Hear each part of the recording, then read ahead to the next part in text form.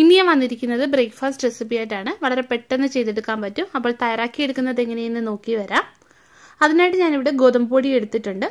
ഒരു ബൗളിലേക്ക് നമുക്ക് ഗോതമ്പ് പൊടി ഇട്ട് കൊടുക്കാം. 2 കപ്പ് ഗോതമ്പ് പൊടിയാണ് എടുത്തിട്ടുള്ളത്.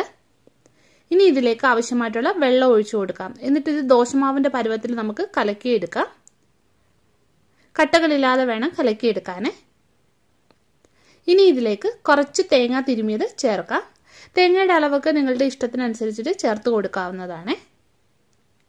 അപ്പോൾ മാവ് കലക്കി എടുത്തിട്ടുണ്ട്. ഇതൊന്ന് മാറ്റി വയ്ക്കാം. ഇനി ഒരു പ്ലേറ്റിലേക്ക് ഒരു ചെറിയ സവാള കനം കുറച്ചരിഞ്ഞത് ചേർത്ത് കൊടുക്കാം. പിന്നെ ഒരു ചെറിയ കഷ്ണം ഇഞ്ചി അരിഞ്ഞതും 2 പച്ചമുളക് അരിഞ്ഞതും കൂടെ ചേർക്കാം. ഇനി ഇതിലേക്ക് ആവശ്യമായിട്ടുള്ള ഉപ്പ് ചേർക്കാം. ഇനി ഇത് കൈകൊണ്ട് നല്ലോണം ഒന്ന് ഞെരടിയെടുക്കാം. നല്ലോണം മിക്സ് ചെയ്ത് കൊടുക്കണേ. സവാള നല്ലോണം ഒന്ന് സോഫ്റ്റ് ആയിട്ട് കിട്ടണം.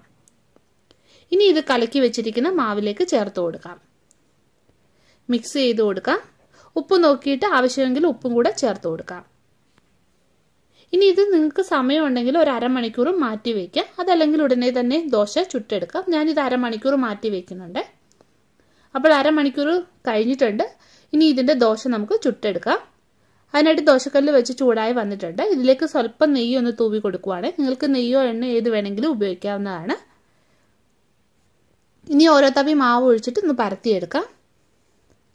അപ്പോൾ മുകൾ ഡ്രൈ ആയിട്ട് വന്നിട്ടുണ്ട്. ഇനി ഇതിലേക്ക് സ്വല്പം നെയ്യും കൂടെ തൂവി കൊടുക്കാം. എന്നിട്ട് ഇത് തിരിച്ചിടാം. അപ്പോൾ ദോശ തയ്യാറാക്കി എടുത്തിട്ടുണ്ട്. ഇത് ഉറപ്പായിട്ട് നിങ്ങളൊന്ന് ഈ രീതിയിൽ ചെയ്ത് നോക്കണം. പിന്നെ വീഡിയോ ഇഷ്ടപ്പെടുകയാണെങ്കിൽ ഒന്ന് ലൈക്ക് ചെയ്യുക, ഷെയർ ചെയ്യുക. അപ്പോൾ നമുക്ക് വീണ്ടും മറ്റൊരു നല്ല റെസിപ്പിയുമായിട്ട് കാണാം.